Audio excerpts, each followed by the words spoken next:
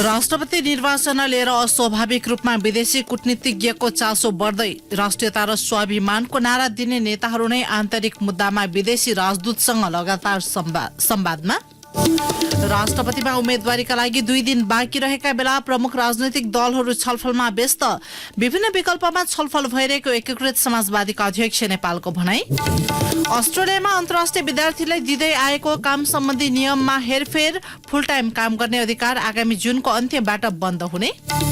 जापानी मोटर निर्माता company Toyota र होन्डाद्वारा आफ्ना कर्मचारीको तलबमा कीर्तिमानी वृद्धि।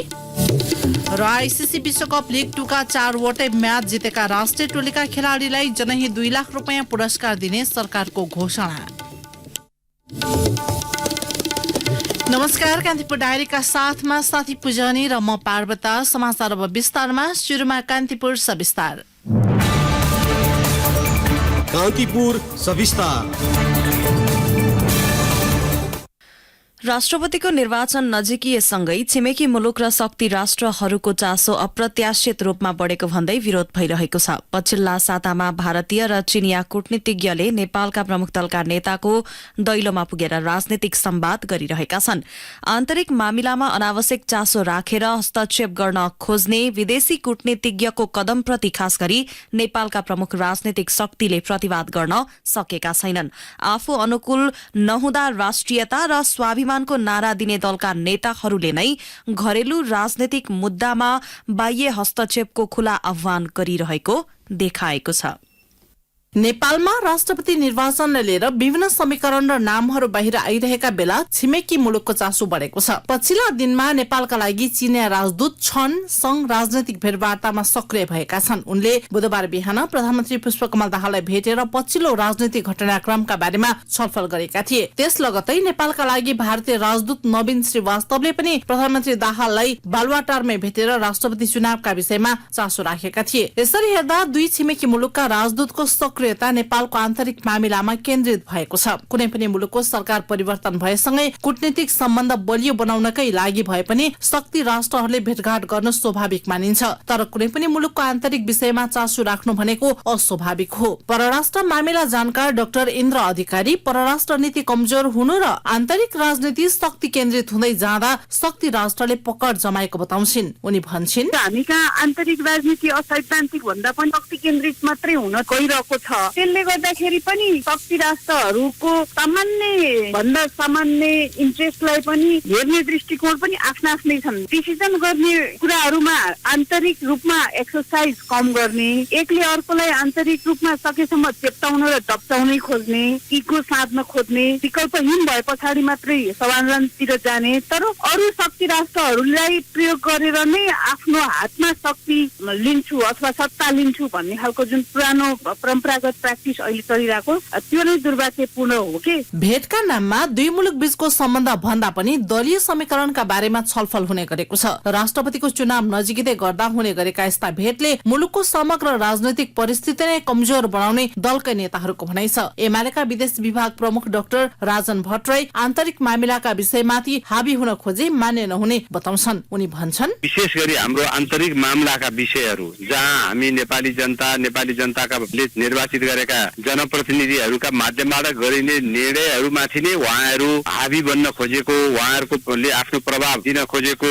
प्रभावित गराएर यहाँको निर्णय प्रक्रियामाथि हस्तक्षेप गर्न खोजेको हो भने त्यो आपत्तिजनक हुन्छ। र त्यस्ता खालका आपत्तिजनक व्यवहार गर्ने छुट कुनै पनि चाहे नजिकको छिमेकी होस्, चाहे अत्यन्त मित्र राष्ट्र होस् अथवा ठूलो मुलुक होस्, कसैलाई पनि त्यो छैन र हामी त्यसलाई स्वीकार्न सक्दैनौँ। कूटनीतिक मान्यता विपरीत राजदूतहरूले खुलेआम सुझाव र सल्लाह दिँदा पनि राजनैतिक नेतृत्व पनि मौन देखिन्छ। कुनै पनि मुलुकको स्वतन्त्रता, दीर्घकालीनता, स्वतन्त्र निर्णय गर्न सक्ने क्षमता सरकार र राजनैतिक दलमै हुनुपर्छ। नेपाली कांग्रेसका प्रवक्ता डाक्टर प्रकाश शरण महत आन्तरिक विषय वस्तुमा आफै निर्णय गर्न सक्ने क्षमता सरकारमा बसेका दलहरूले राख्नुपर्ने बताउँछन्। छिमेकी मुलुकहरूको चासो बढेको विषयलाई कसरी लिनु भएको छ भन्ने प्रश्नमा पूर्व परराष्ट्र मन्त्री समेत रहेका महतले भने, जसरी हामी अरू देशको विषयमा हामी चासो राख्दैनौँ, त्यहाँको आन्तरिक विषय हो। त्यस्तै गरी हाम्रो विषयमा पनि उहाँहरूले अनावश्यक हस्तक्षेप गर्ने या आफ्नो ओपिनियनहरू लाद्ने कोसिस गर्नु चाहिँ उपयुक्त हुँदैन। हाम्रै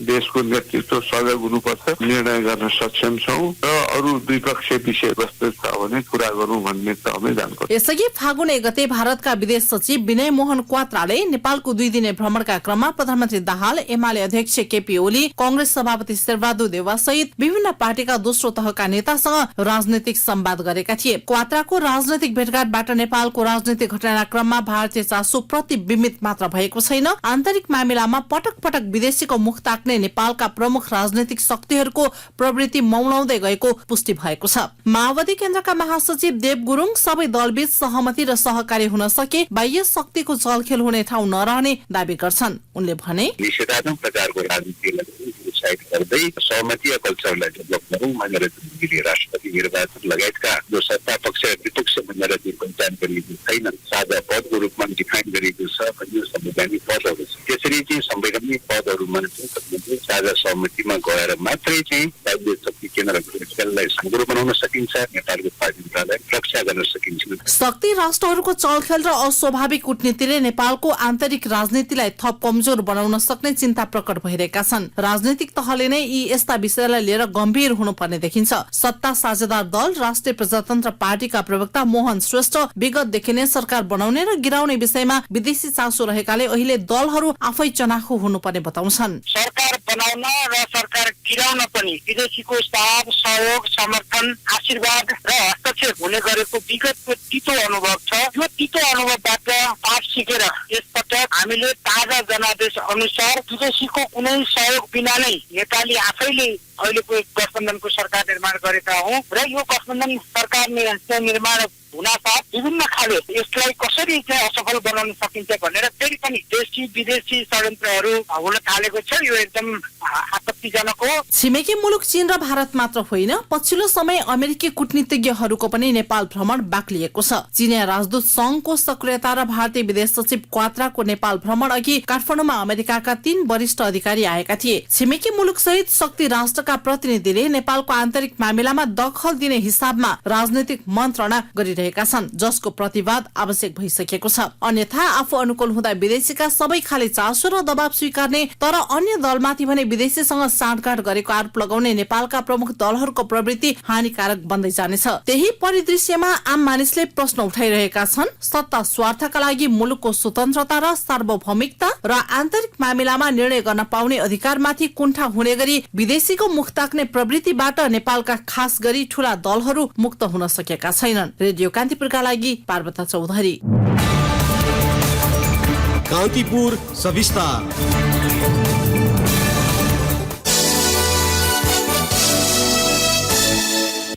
नयाँ राष्ट्रपति चयनको निर्वाचनमा उम्मेदवारीका लागि 2 दिन बाँकी रहेका बेला प्रमुख राजनैतिक दलहरू र राष्ट्रपतिको विषयमा केन्द्रित भएर संवादमा जुटेका छन्। सत्तारूढ माओवादी केन्द्र र प्रतिपक्षी नेपाली कंग्रेस बीच भावी राष्ट्रपतिका लागि मिलेर जाने सैद्धान्तिक सहमति भएकाले एकीकृत समाजवादी, जनता समाजवादी पार्टी लगायतको समर्थन जुटाउने पहलमा छलफल भएका हुन्।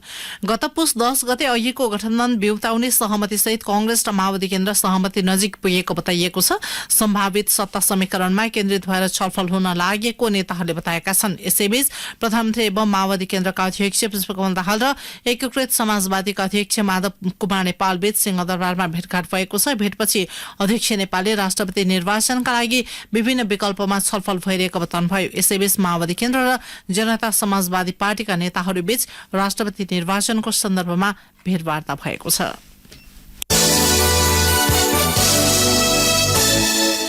अस्ट्रेलिया सरकारले अन्तर्राष्ट्रिय विद्यार्थीलाई दिँदै आएको काम गर्न पाउने अधिकार सम्बन्धी नियममा हेरफेर गरेको छ। अस्ट्रेलियाको शिक्षा विभागले सूचना जारी गर्दै कोभिडका कारण दिइएको फुल टाइम काम गर्ने अधिकार आगामी जुन 30 देखि बन्द गर्ने जनाएको छ। साथै विद्यार्थीले काम गर्न पाउने समय सीमा अध्ययन सकिएपछि पाइने वर्किङ भिजामा समेत परिवर्तन गरिएको त्यहाँको शिक्षा विभागले जनाएको छ। कोभिडका कारण कामदारको अभाव भएसँगै अस्ट्रेलियाले गत वर्षको जनवरीदेखि अन्तर्राष्ट्रिय विद्यार्थीलाई लागि लगाइएको काम गर्न पाइने समय सीमा हटाएको थियो। विभागले आफ्नो सूचनामा जुलाई 1 देखि निश्चित मापदण्ड पूरा गरेका अन्तर्राष्ट्रिय विद्यार्थीले 2 सातामा 48 घण्टा काम गर्न पाउने उल्लेख गरेको छ। त्यसैगरी सरकारले तोकेको विषयमा ब्याचलर अध्ययन पूरा गरेका विद्यार्थीलाई दिइँदै आएको 2 वर्षे पोस्ट स्टडी वर्क भिजालाई 4 वर्षे बनाइएको छ। नियममा गरिएको परिवर्तन उच्च शिक्षा अध्ययनका लागि पुगेका विद्यार्थीको हितमा रहेको अस्ट्रेलिया सरकारले दावी गरेको छ। अस्ट्रेलिया स्थित अध्यागमन तथा विद्यार्थी परामर्शको क्षेत्रमा काम गरिरहेका नेपालीले भने परिवर्तन सकारात्मक भएको जनाएका छन्।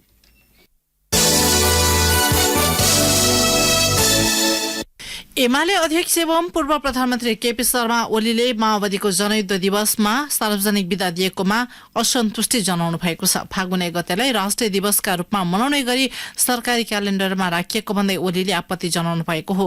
आफ्नो जन्मदिनको अवसरमा भक्तपुरको बालकोटमा आयोजित कार्यक्रममा उहाँले भन्नुभयो, हिंसा टुङ्गिएको थियो तर हिंसाको धङधङे चाहिँ अझै पनि छ जस्तो देखिन्छ मानिसहरूका क्रियाकलापमा, व्यवहारमा। त्यो हिंसाको धङधङे चाहिँ के देखिन्छ भने अहिलेकै सरकारले पनि हिंसा दिवसलाई राष्ट्रिय दिवस भनेर मनाएर त्यसलाई फेरिदेखि राष्ट्रिय दिवस मनाउने भनेर क्यालेण्डरमा राख्ने समेत दुःखद निर्णय गर्यो। हिंसा शुरू भएको दिनलाई राष्ट्रिय दिवस मनाउन खोज्ने सरकारी कदमप्रति ओलीले 11 दिनपछि सार्वजनिक रूपमा आपत्ति जनाउनु भएको हो। माओवादीको जनयुद्ध दिवसमा विदा दिएर हिंसाप्रति गर्व गर्न खोजिएको उहाँको भनाइ थियो। त्यसले हिंसाको मानसिकता, हिंसाप्रति गर्व गर्ने प्रवृत्ति नछुटेको देखिन्छ, जुन कुरो चाहिँ सही होइन। सरकारले किन त्यो गर्यो, आकस्मिक रूपमा त्यो किन गर्नु पर्यो, आफैले छोडेर त्यो बाटो छोडेर शान्ति प्रक्रियामा आइसकेपछि किन फेरि त्यसको महिमा मण्डन गर्न पर्यो, त्यो मैले पनि बुझेको छु। माओवादीको जनयुद्ध दिवसमा विदा दिएको विषयमा झण्डै 2 सातापछि ओलीले दिएको अभिव्यक्तिलाई सत्तारूढ गठबन्धनभित्र असमझदारी प्रकट भएको रूपमा व्याख्या गरिएको छ। कान्तिपुर डायरीमा अब ब्रेकको पालो। ब्रेकपछि कान्तिपुर डायरीमा अब बाँकी प्रसंग। हात्तीपाइले रोगको जोखिम देखिएका 15 जिल्लामा आजदेखि एकसाथ हात्तीपाइले विरूद्ध औषधि सेवन अभियान शुरू भएको छ। झापा, मोरङ, धनुषा, महोत्तरी, रौतहट, सर्लाही, बारा, रसुवा, लमजुङ, पर्वत, बागलुङ, कपिलवस्तु, बाँके, दाङ र कैलालीमा हात्तीपाइले विरूद्धको औषधि खुवाइने अभियान चलाइने स्वास्थ्य तथा जनसंख्या मन्त्रालयले जनाएको छ। तालिम प्राप्त स्वास्थ्य कर्मीले वडा कार्यालय, स्वास्थ्य संस्था, सामुदायिक भवन, विद्यालय, सहकारी, धार्मिक स्थल आदि स्थानमा बुथ राखी औषधि खुवाउने तयारी भएको मन्त्रालयले जनाएको छ। सरकारले सन् 2030 सम्म हात्तीपाइले उन्मूलनको लक्ष्य लिएको छ। 2 वर्ष उमेर पूरा गरेका सबैले औषधि खान सक्ने मन्त्रालयले जनाएको छ। त्यस्तै गर्भवती र 7 दिनसम्मको सुत्केरीले औषधि खान नहुने चिकित्सकले बताएका छन्।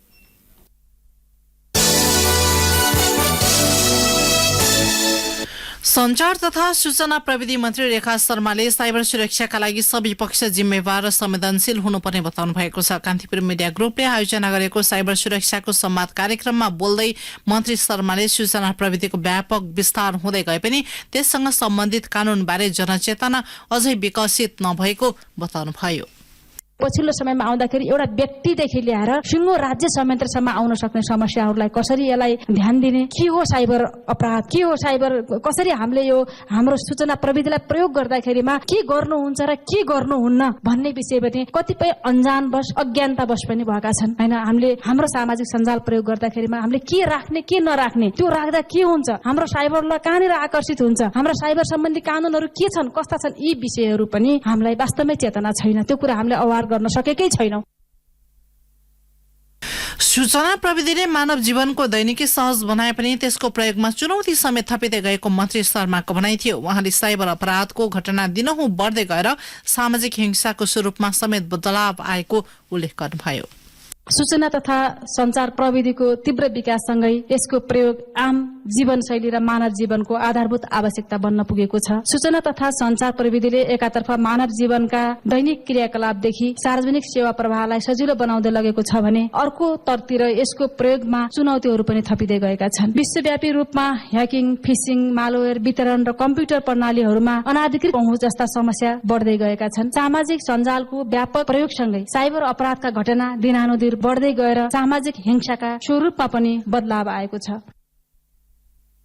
मन्त्री शर्माले साइबर सुरक्षालाई ध्यानमा सरकारले साइबर सुरक्षाको ध्यानमा सरकारले सेक्युरिटी अपरेसन सेन्टर सञ्चालनमा ल्याइएको जानकारी दिनुभयो। साइबर सुरक्षाको संवाद नामक कार्यक्रममा डिजिटल साक्षरता बढाउने तथा साइबर अपराध घटाउने उपाय सहितका विषयवस्तुमाथि केन्द्रित रहेर विज्ञहरूले बहस गरेका थिए।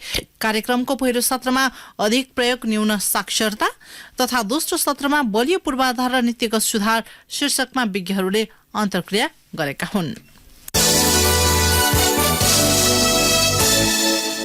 प्रधानमन्त्री पुष्पकमल दाहालले विश्वविद्यालयको ज्ञानलाई विज्ञानसँग जोडेर युग सुहाउँदो बनाउनु पर्ने बताउनु भएको छ। काठमाडौँमा आज राजर्षि जनक विश्वविद्यालयको 6औं सभालाई सम्बोधन गर्दै प्रधानमन्त्री दाहालले विश्वविद्यालयको ज्ञानलाई विज्ञानसँग जोडेर युग सुहाउँदो बनाउन सकिए मात्रै दक्ष जनशक्ति उत्पादन सम्भव भएको बताउनुभयो। कुनै पनि देशको विकासको मूल आधार नै दक्ष जनशक्ति हुने भन्दै त्यसका लागि विश्वविद्यालयको शिक्षा गुणस्तरीय हुनुपर्ने उहाँको भनाइ छ। प्रधानमन्त्री दाहालले संविधानले व्यवस्था गरे बमोजिम निशुल्क शिक्षाको हकलाई व्यवहारमा कार्यान्वयन गर्न संघीय शिक्षा ऐन जारी गर्न अन्तिम तयारी भइरहेको जानकारी दिनुभयो।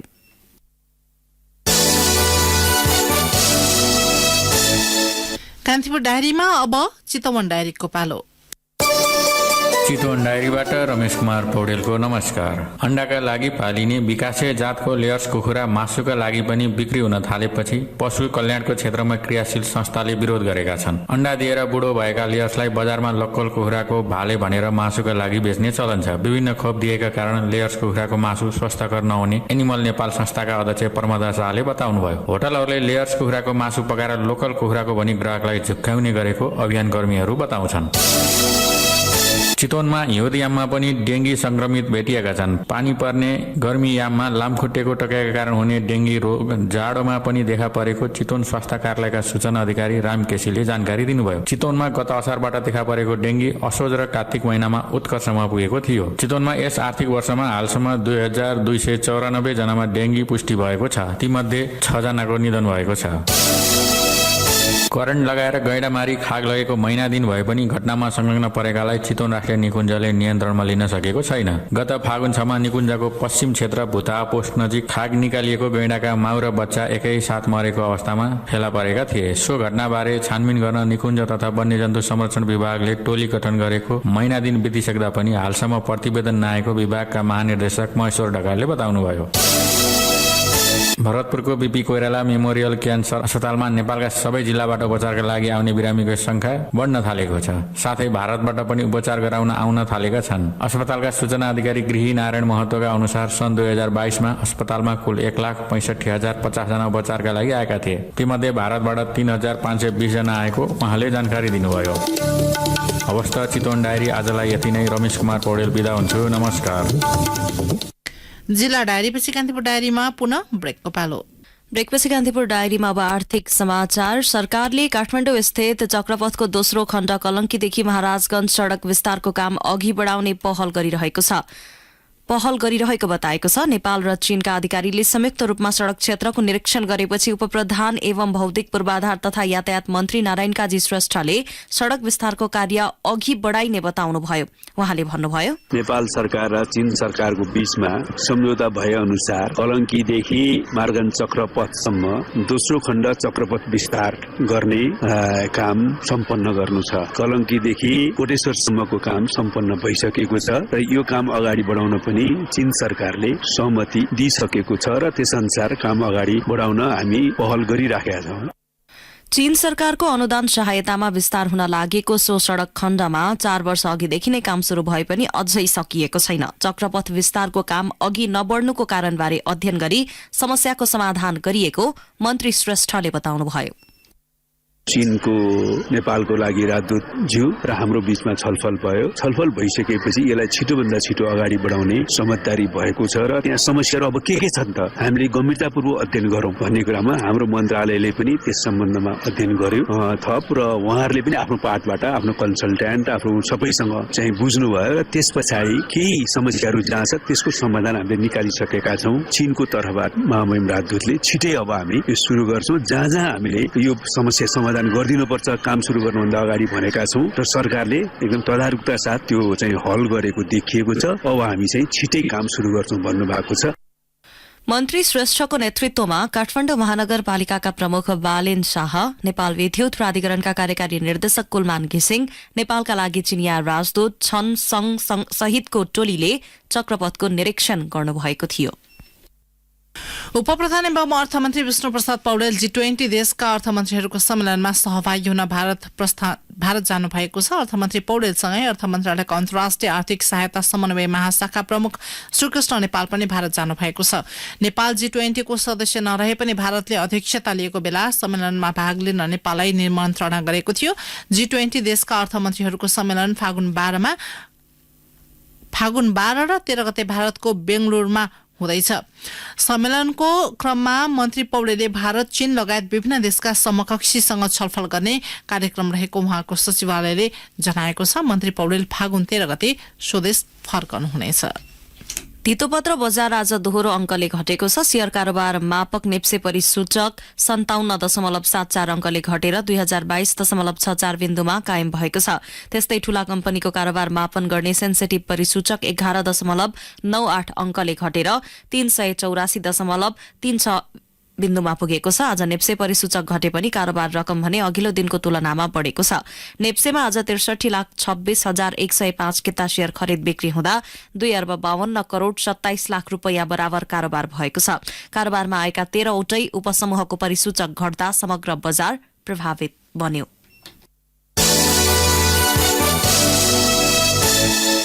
अब अन्तर्राष्ट्रिय प्रसंग। जापानी मोटर निर्माता कम्पनी टोयोटा र होन्डाले आफ्ना कर्मचारीको तलबमा कीर्तिमानी वृद्धि गर्ने बताएका छन्, जुन विगत केही दशकताकै सबैभन्दा ठूलो तलब वृद्धि हुनेछ। विश्वको तेस्रो ठूलो अर्थतन्त्रमा मूल्य वृद्धिलाई ध्यानमा राख्दै तलब वृद्धिको घोषणा गर्ने कम्पनीको सूचीमा टोयोटा र होन्डा पनि परेका छन्।